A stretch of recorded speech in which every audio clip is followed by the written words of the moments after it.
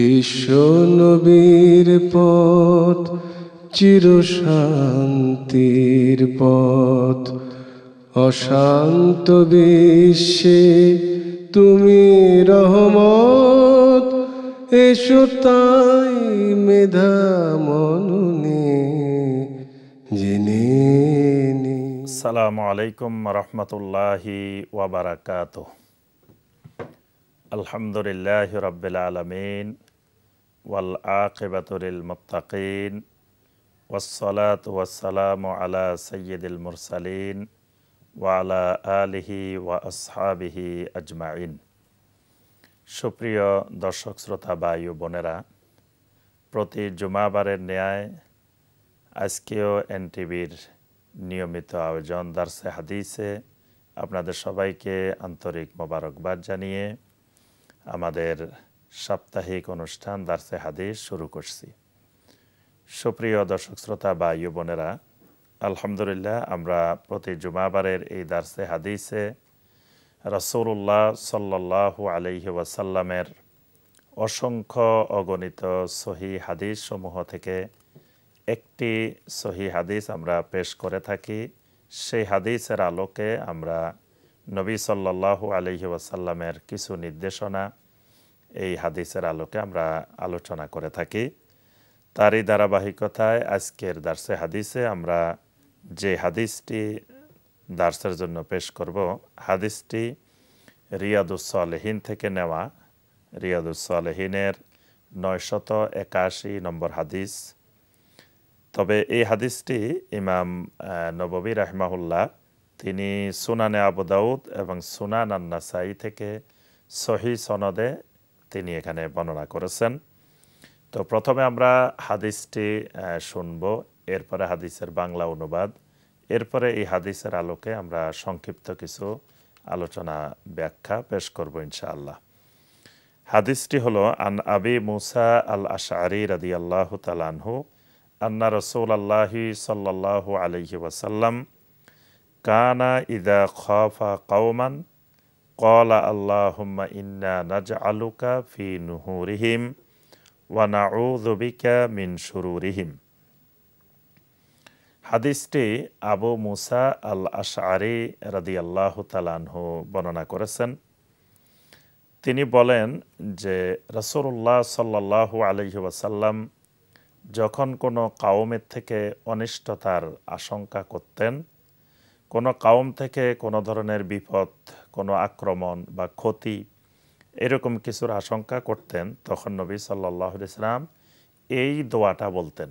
বেশি বেশি করে নবী সাল্লাল্লাহু আলাইহি ওয়াসাল্লাম এই দোয়াটা বলতেন। দোয়াটি হলো আল্লাহুম্মা ইন্না নাজআলুকা ফি নুহুরিহিম ওয়া নাউযু বিকা মিন শুরুরিহিম। দোয়াটির অর্থ হলো যে আল্লাহ সুবহানাহু ওয়া তাআলার কাছে আমরা দোয়া করছি। নবী সাল্লাল্লাহু আলাইহি ওয়াসাল্লাম যে দোয়াটা বলতেন যে আল্লাহুম্মা ইন্না নাজআলুকা ফি নুহুরিহিম, যে আয় আল্লাহ, যেই কাওম আমাদের প্রতি অনিষ্ট করার, ক্ষতি করার বা আক্রমণ করার পরিকল্পনা করছে, তাদের এই অনিষ্টতাটাকে, তাদের এই খারাপ জিনিসটাকে, এই মানুষগুলোকে আমরা আপনার মুখোমুখি করে দিচ্ছি, অর্থাৎ তাদেরকে আপনার কাছে সুপর্দ করছি, তাদের মোকাবেলায় আপনি যথেষ্ট। ওয়া নাউযু বিকা মিন শুরুরিহিম, এবং তাদের অনিষ্টতা থেকে আমরা আপনার কাছে আশ্রয় চাচ্ছি। এই হলো হাদিসের অনুবাদ। তো এই হাদিসের মধ্যে কয়েকটি গুরুত্বপূর্ণ বিষয়, বিশেষত এখানে 3টি গুরুত্বপূর্ণ বিষয় আমরা এই হাদিসের মধ্যে দেখতে পাই। একটি হলো খাউফ, মানে কোনো কাওমের পক্ষ থেকে ভয়। ইদা খাফা কওমান, অর্থাৎ কোনো কাওমের প্রতি ভয় করা, এই ভয়ের বিষয়টা, অনিষ্টতার ভয় করা, এটা একটা বিষয়। তো আমরা এই খাউফ সম্পর্কে প্রথমে কিছু আলোচনা করব। এরপরে এখানে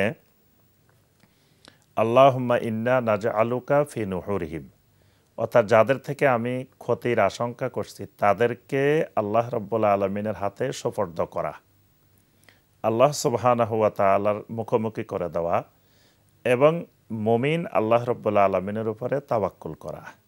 এটি একটি বিষয়।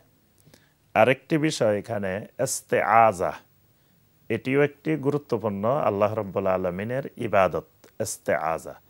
তো আমরা এই ইস্তেআজা সম্পর্কেও আমরা একটু আলোচনা পেশ করব ইনশাআল্লাহ। তো এই হাদিসের মধ্যে মূলত যে তিনটি বিষয় আমরা বললাম, যে একটা হলো খাউফ, একটা হলো তাওয়াক্কুল, আরেকটি হলো যে ইস্তেআজা। এই তিনটি কিন্তু খুবই গুরুত্বপূর্ণ বিষয় এবং ইমানের তিনটি বিষয়, এবং এই তিনটির সাথে আল্লাহ রাব্বুল আলামিনের তাওহীদ জড়িত। এবং এই তিনটির ক্ষেত্রে পৃথিবীর মানুষ অনেক শিরকও করে, অর্থাৎ এই তিনটি জিনিসের সাথে শিরকও জড়িত আছে। তো প্রথম যে জিনিসটি, যে কোনো কওম থেকে অনিষ্টতার আশঙ্কা করা, খাউফ। এই খাউফ অর্থ হলো ভয় করা, আশঙ্কা করা, কোনো কিছু সম্পর্কে খুব গভীরভাবে ভীতু হওয়া, এটাকে আরবি ভাষায় বলা হয় খাউফ। খাউফ বা আল্লাহ রাব্বুল আলামিনের ভয়, এটি ইবাদতের একটি রোকন। অর্থাৎ যে কোনো ইবাদত, আল্লাহ রাব্বুল আলামিনের যে কোনো ইবাদত করতে হলে প্রত্যেক ইবাদতের মধ্যে তিনটি রোকন থাকতে হবে এবং ইবাদতের দুটি শর্ত থাকতে হবে। এই পাঁচটি রোকন এবং শর্ত পাওয়া গেলে এই ইবাদতটি আল্লাহ রাব্বুল আলামিনের কাছে কবুল হবে। এই পাঁচটির একটিও যদি অনুপস্থিত থাকে তাহলে এই ইবাদতটি বাতিল হয়ে যাবে। এই ইবাদত আল্লাহ রাব্বুল আলামিনের কাছে কবুল হয় না। তো রোকন যে তিনটি, সেই তিনটি হলো, একটি হলো মহব্বত, আল্লাহ রাব্বুল আলামিনের ভালোবাসা, একটি হলো খাউফ, আল্লাহ রাব্বুল আলামিনের ভয়, আরেকটি হলো আর রাজা, আল্লাহ রাব্বুল আলামিনের কাছে আশা করা। আর শর্ত যে দুটি, একটি হলো আল ইখলাস, অর্থাৎ ইবাদতটি একমাত্র আল্লাহ সুবহানাহু ওয়া তাআলার জন্যই করতে হবে। আরেকটি হলো মুতাবাআতুস সুন্নাহ, অর্থাৎ ইবাদতটি রাসূলুল্লাহ সাল্লাল্লাহু আলাইহি ওয়াসাল্লাম যেভাবে শিখিয়েছেন ঠিক সেভাবে হইতে হবে।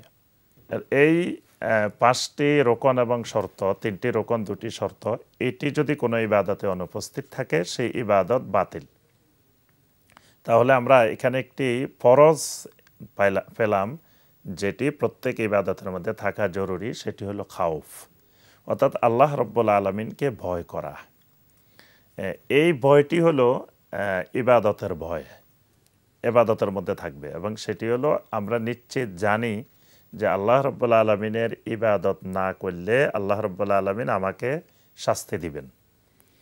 আল্লাহ সুবহানাহু ওয়া তাআলার পাকড়াও, আল্লাহ সুবহানাহু ওয়া তাআলার আযাব, এগুলোকে ভয় করা, জাহান্নামকে ভয় করা। আর সাধারণ মানুষ থেকে ভয় করা, এটিও স্বাভাবিক বিষয়। এটাকে বলা হয় খাউফে তবেই, অর্থাৎ স্বাভাবিক ভয়। এই স্বাভাবিক ভয় প্রত্যেক মানুষের মধ্যেও থাকতে পারে, নবী রাসূলদের মধ্যেও ছিল। যেমন মুসা আলাইহিস সালাম, তিনি ভয় পাচ্ছিলেন যে তার জাদুকরদের প্রথম যখন তিনি জাদুগুলো দেখলেন, তখন এই জাদুকরদের জাদু দেখে মুসা আলাইহিস সালামের মধ্যে একটা খাউফ, একটা ভয় সঞ্চার হয়েছে। এটাকে বলা হয় খাউফে তবেই, অর্থাৎ মানুষ হিসাবে স্বাভাবিক ভয়। ঠিক একইভাবে সাপ দেখলে বা বিচ্ছু দেখলে, ক্ষতিকর জিনিস দেখলে আমরা ভয় পাই, এই ভয়টাকে বলা হয় খাউফে তবেই। তবে এই ভয় ইবাদত না, কিন্তু যেই ভয়ে মানুষ আল্লাহর ইবাদত ছাড়তে পারে না, এটাকে শরীয়তের ভাষায় খাউফ বলা হয়। তো নবী সাল্লাল্লাহু আলাইহি সাল্লাম তিনিও মানুষ, তো এই কারণে নবী সাল্লাল্লাহু আলাইহি সাল্লামও তিনি কাফেরদের থেকে, মুশরিকদের থেকে, বিভিন্ন কওম থেকে বিভিন্ন সময় আক্রমণের বা কোনো অনিষ্টতার, কোনো ক্ষতি করার আশঙ্কা করতেন, ভয় পেতেন। এবং যখন তাবুক অভিযানের পূর্বে নবী সাল্লাল্লাহু আলাইহি ওয়াসাল্লামকে কিছু সাহাবী পাহারা দেওয়ার জন্য সারা রাত পাহারা দিতেন। নবী সাল্লাল্লাহু আলাইহি ওয়াসাল্লাম যখন ঘুমাইতেন, তখন অনেক সাহাবী নবী সাল্লাল্লাহু আলাইহি ওয়াসাল্লামের ঘরের বাহিরে অবস্থান করতেন। তাহলে এই যে খাউফ, এই খাউফ শরঈ দিক থেকে কোনো নিষিদ্ধ নয়, এটা খাউফে তবে স্বাভাবিক ভয়। তবে যেটি অন্য ভয়, যেমন কোনো মৃত ব্যক্তি, কোনো দিনদার সলেহীন মৃত ব্যক্তি, তার ভয়, এটা শিরিক। যেমন কোনো ব্যক্তি গাড়ি নিয়ে যাচ্ছেন, হঠাৎ কোনো দিনদার মানুষের কবর, কোনো অলির কবর, তো সেটা দেখে তিনি তার গাড়িকে আস্তে ধীরে যাচ্ছেন, খুব স্লো করে যাচ্ছেন, কারণ তিনি ভয় পাচ্ছেন যে আল্লাহর অলির সামনে দিয়ে যদি গাড়ি দ্রুত গতিতে চালান ক্ষতির আশঙ্কা আছে। এই যে আল্লাহর অলি থেকে বা মাইয়ের থেকে কোনো ধরনের ক্ষতির আশঙ্কায় তাকে ভয় করা, এটা শিরক।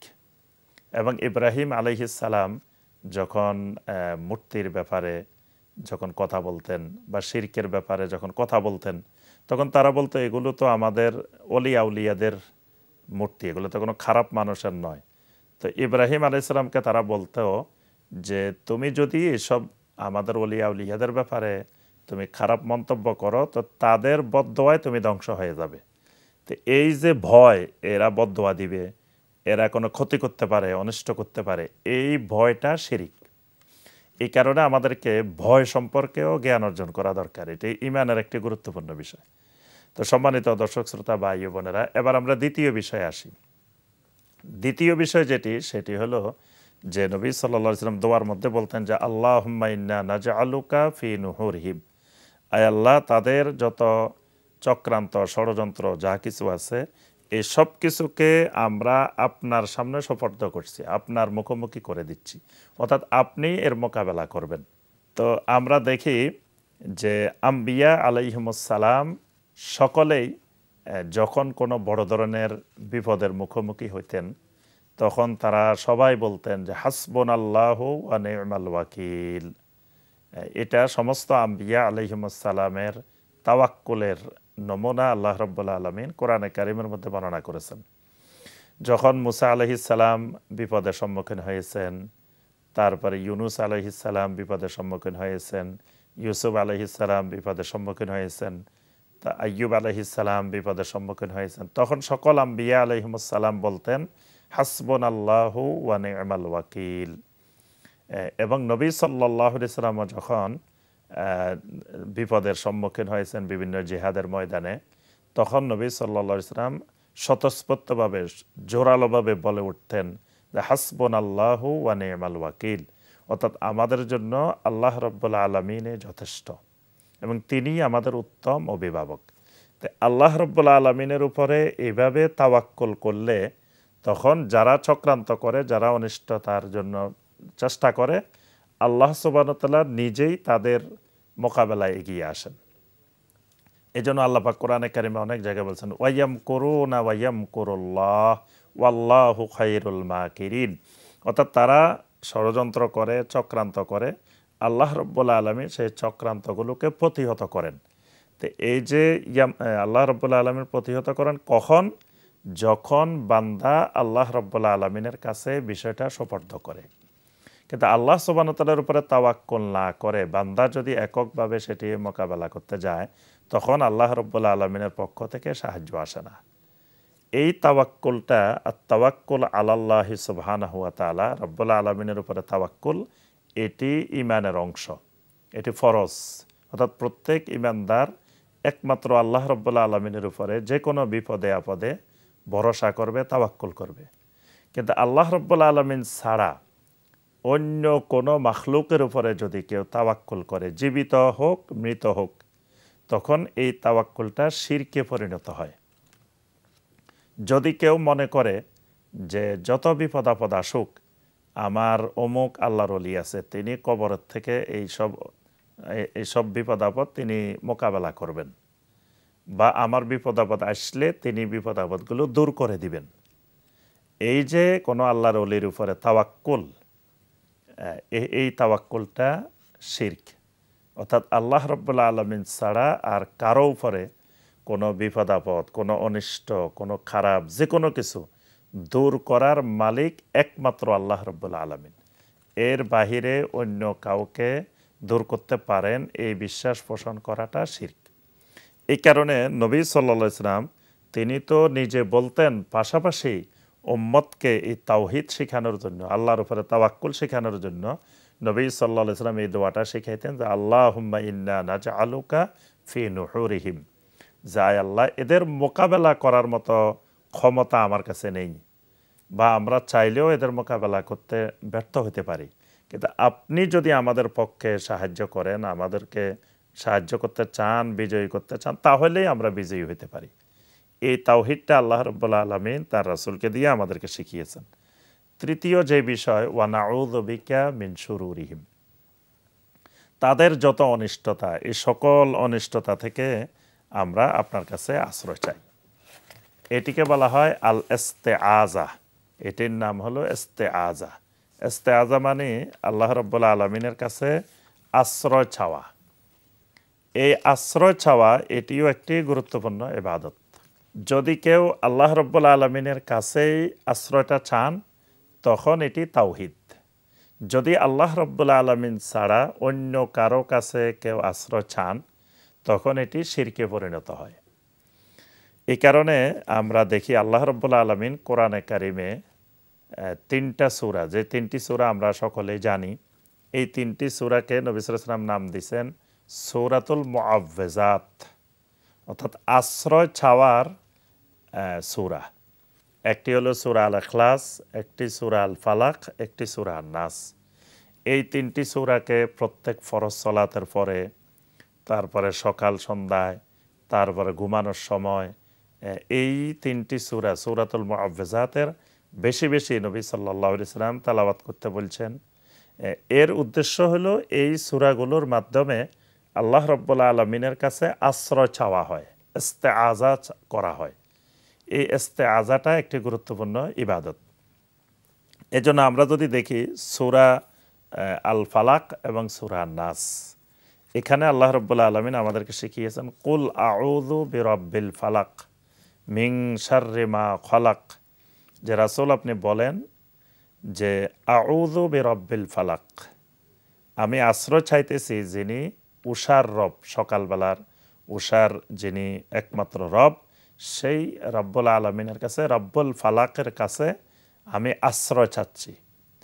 মিন শাররি মা খালাক, তিনি যা সৃষ্টি করেছেন তার সকল সৃষ্টির অনিষ্ট থেকে, অর্থাৎ সকল সৃষ্টি জগতের অনিষ্ট, সেটি মানুষও হইতে পারে, জিনও হইতে পারে, তারপরে শয়তানও হইতে পারে, তারপরে যে কোনো মাখলুক হইতে পারে, এই সকল সৃষ্টির অনিষ্ট থেকে আমি আল্লাহ রাব্বুল আলামিনের কাছে আশ্রয় চাই। ওয়ামিন শাররি গাসিকিন ইযা ওয়াকাব, রাতের অন্ধকারের অনিষ্টতা থেকে আমি আশ্রয় চাই। ওয়ামিন শাররিন নাফাসাতি ফিল উকাদ, আর যারা জাদু করে, যারা গিরায় ফুৎকার প্রদান করে, সেই ফুৎকার প্রদানকারী নারীদের অনিষ্ট থেকেও আপনার কাছে আশ্রয় চাই। ওয়ামিন শাররি হাসিদিন ইযা হাসাদ, এবং হিংসুক যে হিংসা করে, সেই হিংসা থেকেও, হিংসার অনিষ্টতা থেকেও আপনার কাছে আশ্রয় চাই। এই সূরাটির মধ্যে আল্লাহ রাব্বুল আলামিন কোন কোন জিনিস অনিষ্টকারী জিনিস, ক্ষতিকর জিনিস, তার বর্ণনা দিয়ে দিয়েছেন। সেখানে রাত্রের অন্ধকারে বিপদ আসে। আমরা যদি স্বাভাবিকভাবে লক্ষ্য করে দেখব যে দিনের বেলার চাইতে রাত্রে বিপদ আপদ বেশি আসে। অসুস্থতা মানুষের দিনের বেলার চাইতে রাত্রে বেশি আসে। রাত্রে আকাশ থেকে ওয়াবা নাজিল হয়, মানে বিভিন্ন ধরনের বিপদ আপদ অবতীর্ণ হতে থাকে। এরপরে জাদুর অনিষ্টতাটা হলো সবচাইতে কঠিন।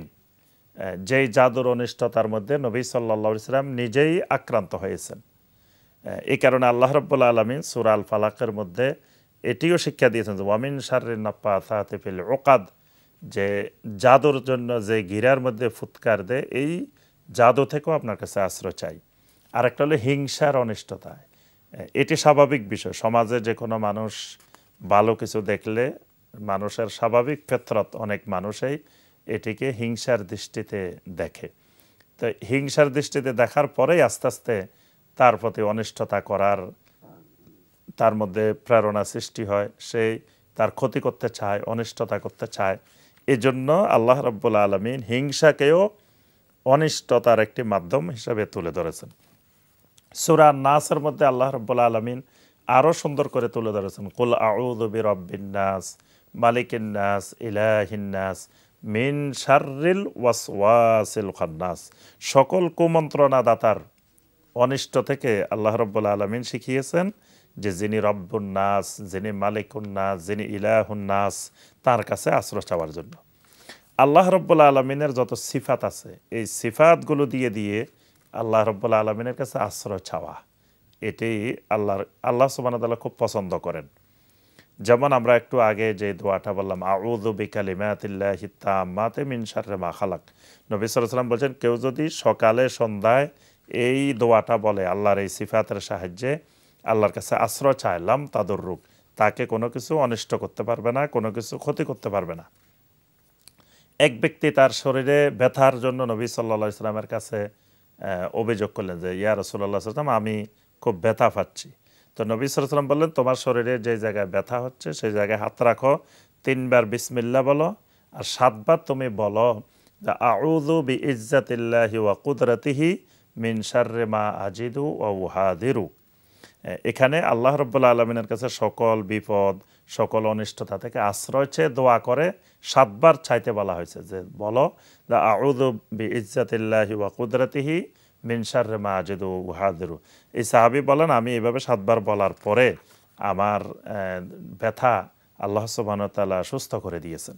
অর্থাৎ বান্দা যখন আল্লাহ রাব্বুল আলামিনের কাছে আশ্রয় চাইবেন, আল্লাহ সুবহানাহু ওয়া তাআলার কাছে ফিরে আসবেন, তখন আল্লাহ রাব্বুল আলামিন তাকে পরিপূর্ণ আশ্রয় দিবেন। তবে কোনো জিনের নিকট, অতীতকালে মুশরিকেরা যখন মরুভূমিতে কোনো স্থানে যেতেন, তো মুশরিকেরা মনে করত যে এই মরুভূমি যেখানে আমি আসছি, এই মরুভূমি মনে হয় একজন জিন তত্ত্বাবধান করে, একজন জিনের অধীনে। তখন তারা ওই জিনের কাছে আশ্রয় চাইতো। আল্লাহ পাক কোরআনে কারিমে এটি নিষেধ করেছেন। এজন্য কোনো জিন, কোনো মৃত মানুষ, তারপরে কোনো জীবিত মানুষ, এদের কাছে আশ্রয় চাওয়া এটি শিরক। অর্থাৎ আল্লাহ রাব্বুল আলামিন ছাড়া কারো কাছে আশ্রয় চাওয়া যাবে না, সর্বমুহূর্তে, সবসময়, স্বাভাবিক অবস্থায়ও, বিপদ আপদেও, সর্বাবস্থায়। তো এই হাদিস থেকে আমরা যে বিষয়গুলো শিক্ষণীয় বিষয় পেলাম, ভয় একমাত্র আল্লাহ রাব্বুল আলামিনের, তাওয়াক্কুল একমাত্র আল্লাহ সুবহানাহু ওয়া তাআলার, এবং আশ্রয় চাওয়া, ইস্তেআজা, এটাও একমাত্র আল্লাহ রাব্বুল আলামিনের নিকটেই করতে হবে। তো আর নবী সাল্লাল্লাহু আলাইহি ওয়াসাল্লাম যে দোয়াগুলো আমাদেরকে শিখিয়েছেন, এই দোয়াগুলো আমরা সবসময় মাসনুন দোয়াগুলো আমল করার চেষ্টা করব।